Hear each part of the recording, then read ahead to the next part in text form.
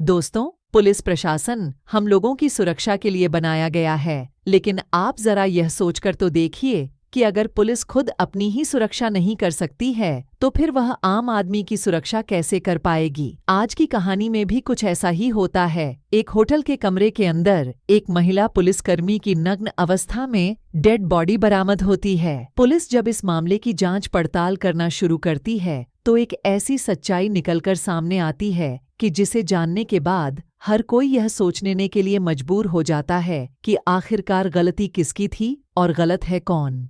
नमस्कार, प्रणाम। मैं आपकी बहन, आपकी दोस्त पूनम, और आप देख रहे हैं इट्स कीप क्राइम। दोस्तों, आज मैं आपको जो सच्ची कहानी सुनाने जा रही हूँ, यह सच्ची कहानी है बिहार प्रदेश की राजधानी पटना शहर की पटना के रेलवे स्टेशन रोड पर स्थित एक होटल है जिसका नाम है मीनाक्षी। यह बात है 20 अक्टूबर 2023 की सुबह के लगभग 10 बजे के आसपास की। मीनाक्षी होटल के कमरा नंबर 305 में एक व्यक्ति अपनी पत्नी के साथ ठहरा हुआ है जिसका नाम है संजय कुमार। संजय होटल मैनेजर विकास के नंबर पर फोन करता है, मैं कमरा खाली कर रहा हूँ, एक बार आकर कमरा चेक कर लीजिए। विकास जब कमरा नंबर 305 को चेक करने के लिए जाता है तो देखता है कि कमरा नंबर 305 के बगल का ही कमरा नंबर 306 का दरवाजा खुला हुआ है। कमरे के भीतर से कोई आवाज भी नहीं आ रही है, जिसे देखकर होटल मैनेजर विकास को लगता है कि शायद कहीं कुछ गड़बड़ है,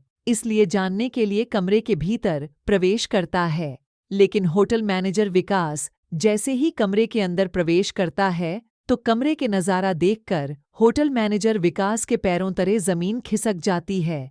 दरअसल कमरे के फर्श पर एक महिला पुलिसकर्मी की डेड बॉडी पड़ी थी जो बिल्कुल नग्न अवस्था में है और उसकी वर्दी बेड पर पड़ी हुई थी। विकास जैसे इस तरह का नज़ारा देखता है तो काफी डर जाता है और तुरंत इस बात की जानकारी नजदीकी थाने में देता है। इधर पुलिस को जैसे ही सूचना मिलती है, पुलिस अपनी टीम के साथ होटल में पहुंचती है और जाकर कमरा नंबर 306 का काफी बारीकी से मुआयना करती है तो मालूम चलता है कि महिला के सीने पर गोली मारी गई है और कमरे के फर्श पर काफी मात्रा में सिंदूर बिखरा हुआ है और बेड पर 2 पिस्टल भी पड़ा हुआ है। पुलिस जब पूरी घटना के बारे में होटल मैनेजर विकास से पूछताछ करती है तो विकास कहता है कि साहब 19 अक्टूबर को एक व्यक्ति ने पति और पत्नी के नाम पर कमरा बुक करवाया था जिसका नाम है गजेंद्र कुमार यादव, जिसकी उम्र 30 साल के आसपास, जो कि जहानाबाद जिले के दमुआ गांव का रहने वाला है। और जो डेड बॉडी कमरे में पड़ी हुई है वह किसी और का नहीं बल्कि गजेंद्र की ही पत्नी शोभा कुमारी का है।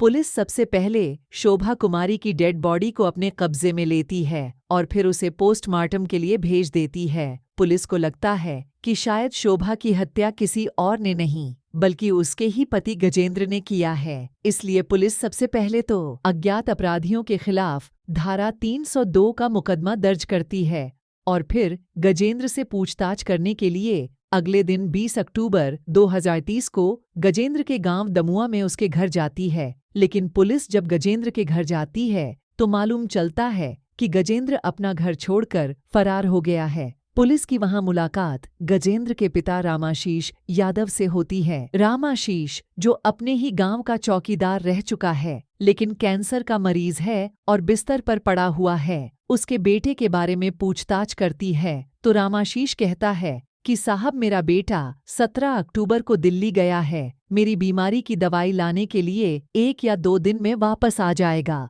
लेकिन पुलिस कहती है कि गजेंद्र ने अपनी पत्नी शोभा कुमारी की हत्या कर दी है। पुलिस जैसे ही हत्या करने की बात रामाशीष को बताती है तो एकदम से गजेंद्र के घर में कोहराम मच जाता है। पुलिस वहां से खाली हाथ वापस तो आ जाती है लेकिन वहां के नजदीकी थाने से संपर्क करके गजेंद्र के ऊपर नजर रखने को कहती है। धीरे धीरे लगभग 1 सप्ताह का समय गुजर जाता है लेकिन गजेंद्र का कहीं कुछ पता नहीं चलता है। गजेंद्र का जब कहीं कुछ पता नहीं चलता है तो आखिरकार पुलिस मजबूर होकर 28 अक्टूबर 2023 को फिर से दमुआ गजेंद्र के घर जाती है और उसके पिता रामशीष को ही अपनी हिरासत में ले लेती है और उसको लेकर पटना चली जाती है। जैसे तैसे इस बात की जानकारी गजेंद्र को मालूम चल जाता है। इधर गजेंद्र को जब मालूम चलता है कि पुलिस ने उसके ही पिता को हिरासत में ले लिया है तो आखिरकार 30 अक्टूबर 2023 को जहानाबाद की जिला अदालत में जाता है और आत्मसमर्पण कर देता है। इधर पुलिस वालों को जब मालूम चलता है कि गजेंद्र अदालत में सरेंडर कर दिया है तो पुलिस भी अदालत जाती है और कुछ दिनों की रिमांड पर लेकर गजेंद्र को अपने साथ पटना लेकर पहुंच जाती है और फिर गजेंद्र से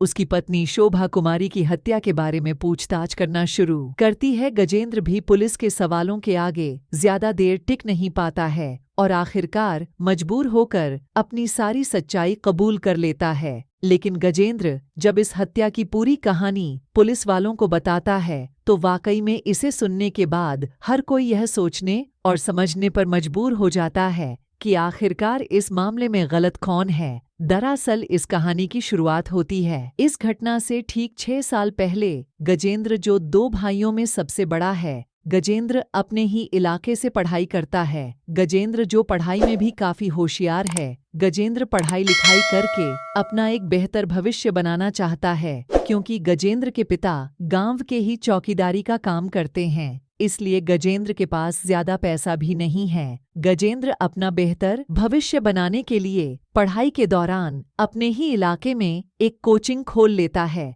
जिसमें बच्चों को साइंस और मैथ पढ़ाने लगता है। देखते ही देखते उसकी कोचिंग बेहतर तरीके से चल पड़ती है और उसके इलाके के काफी लड़के और लड़कियां गजेंद्र के कोचिंग में पढ़ाई करने के लिए आने लगते हैं, जिनमें से एक है शोभा कुमारी। शोभा भी जब गजेंद्र के पास पढ़ाई करने के लिए जाती है तो गजेंद्र को शोभा पसंद आ जाती है और आखिरकार 2018 में गजेंद्र और शोभा के बीच में प्रेम प्रसंग शुरू हो जाता है। दोनों के बीच में जब प्रेम प्रसंग शुरू हो जाता है तो गजेंद्र शोभा से शादी करने का फैसला कर लेता है। शोभा भी गजेंद्र से शादी करने के लिए तैयार हो जाती है, इसलिए गजेंद्र जाकर अपने पिता से बातचीत करता है और शोभा से शादी करने के लिए कहता है। गजेंद्र के पिता भी शादी की मंजूरी दे देते हैं, लेकिन साथ ही साथ अपने बेटे के सामने एक शर्त रख देते हैं कि शादी के बाद तुमको हमारे साथ ही रहना होगा। गजेंद्र भी अपना प्यार पाने के लिए अपने पिता की शर्त को मान लेता है और फिर दोनों जाकर कोर्ट मैरिज कर लेते हैं। लेकिन शादी के बाद गजेंद्र अपनी पत्नी के साथ दूसरी जगह पर किराए का कमरा लेकर रहने लगता है। गजेंद्र जो अपने पिता से अलग रहता है तो इसकी भी एक वजह है। दरअसल गजेंद्र जब 13 साल का था तभी एक लड़की के पिता ने गजेंद्र का अपहरण कर लिया था और ले जाकर अपनी ही बेटी से जबरदस्ती उसकी शादी करा दी थी। दरअसल बिहार के कई जिलों में आज भी ये प्रचलन है कि लोग जब अच्छे भले परिवार का लड़का देखते हैं तो जबरदस्ती उसका अपहरण करके अपनी बेटी से उसकी शादी करवा देते हैं। गजेंद्र की जब शादी हो जाती है तो उसके बाद गजेंद्र के पिता भी रीति रिवाज के तहत इस शादी की मंजूरी दे देते हैं, लेकिन ये शादी गजेंद्र के मर्जी के खिलाफ हुई थी, इसलिए गजेंद्र उस लड़की के साथ रहने के लिए तैयार ही नहीं होता है। शादी के बाद गजेंद्र अपने घर में तो आ जाता है, लेकिन जैसे ही बालिग हो जाता है तो अपने पिता से कहता है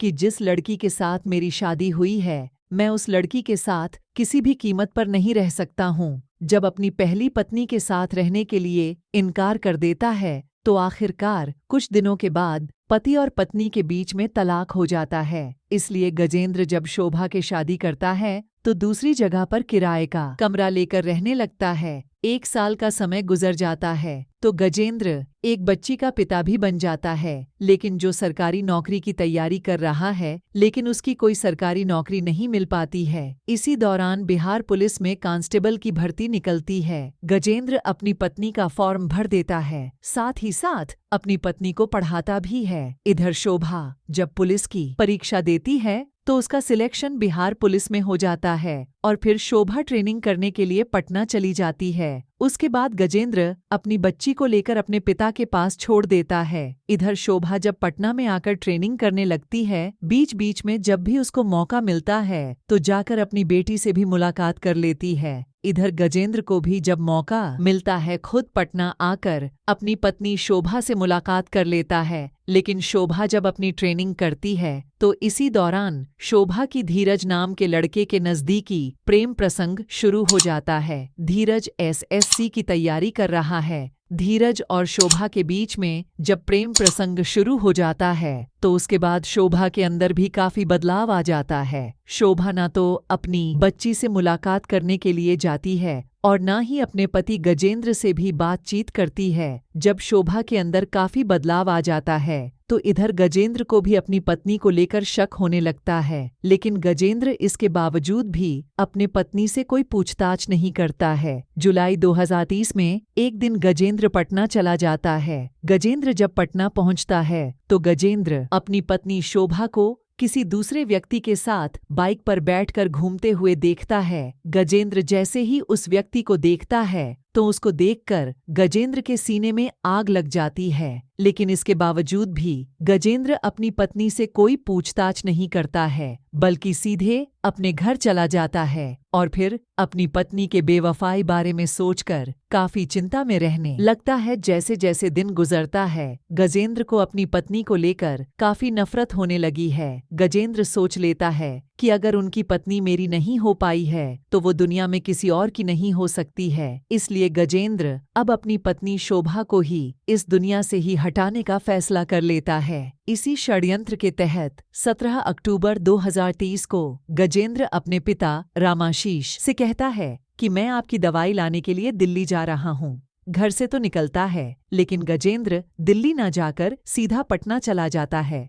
19 अक्टूबर 2030 को पटना पहुंचता है। मीनाक्षी होटल में जाकर कमरा नंबर 306 बुक कर लेता है और जब घर से निकलता है तो अपने साथ एक बैग भी रख लेता है और उस बैग में 2 पिस्टल भी रख लेता है। 19 अक्टूबर की रात को लगभग 9 बजे के आसपास गजेंद्र अपनी पत्नी शोभा के नंबर पर फोन करता है और कहता है कि मैं पटना में एक होटल में ठहरा हुआ हूँ, तुम मिलने के लिए आ जाओ। हालांकि गजेंद्र शोभा से काफी रिक्वेस्ट करता है, तब कहीं जाकर शोभा कहती हैं कि ठीक है, मैं कल सुबह तुमसे मिलने के लिए आऊंगी। अगले दिन 20 अक्टूबर 2023 सुबह के लगभग 8 बजे के आसपास शोभा अपने पति से मिलने के लिए मीनाक्षी होटल के कमरा नंबर 306 में पहुंचती है, लेकिन शोभा जैसे ही कमरे के भीतर प्रवेश करती है, गजेंद्र जब अपनी पत्नी को देखता कि उसकी मांग में सिंदूर नहीं है तो इसी बात को लेकर दोनों के बीच में लड़ाई झगड़ा शुरू हो जाता है। गजेंद्र कहता है कि अगर तुम्हारी मांग में सिंदूर नहीं है तो मैं सिंदूर भी लाया हूँ और मैं अपने हाथों से तुम्हारी मांग में सिंदूर भर देता हूँ, लेकिन शोभा इसके लिए साफ मना कर देती है। जैसे ही मना कर देती है, इसी बात को लेकर दोनों के बीच में फिर से जब लड़ाई झगड़ा शुरू हो जाता है तो सिंदूर की डिब्बी फर्श पर बिखर जाती है और सारा सिंदूर फर्श पर इधर उधर बिखर जाता है। बिखरे हुए सिंदूर को जब गजेंद्र देखता है तो उसके अंदर इस तरह से गुस्सा भर जाता है कि तुरंत ही अपने बैग से पिस्टल निकालता है और अपनी पत्नी के सीने पर सट्टा कर फायर कर देता है, जिसकी वजह से घटनास्थल पर शोभा की मौत हो जाती है। उसके बाद गजेंद्र शोभा के शरीर पर जो वर्दी थी उसे उतार कर बेड पर रख देता है और दोनों पिस्टल को भी बेड पर रख देता है और वहां से लगभग 10 बजे के आसपास होटल से निकलता है और वहां से सीधा दिल्ली निकल जाता है। वाकई में दोस्तों, गजेंद्र जब पूरी कहानी पुलिस को बताता है तो पुलिस गजेंद्र को अगले दिन जिला अदालत में पेश करती है, जहां से उसको गंभीर धाराओं में मुकदमा दर्ज करके जेल भेज दिया जाता है। तो दोस्तों, आज की कहानी सुनाने का उद्देश्य किसी को परेशान करना नहीं है, की भावनाओं को आहत करना नहीं है। हमारा उद्देश्य समाज में हो रहे अपराधों के प्रति आपको जागरूक करना है। मिलते हैं दोस्तों किसी और सच्ची कहानी के साथ, तब तक के लिए नमस्कार। जय हिंद दोस्तों।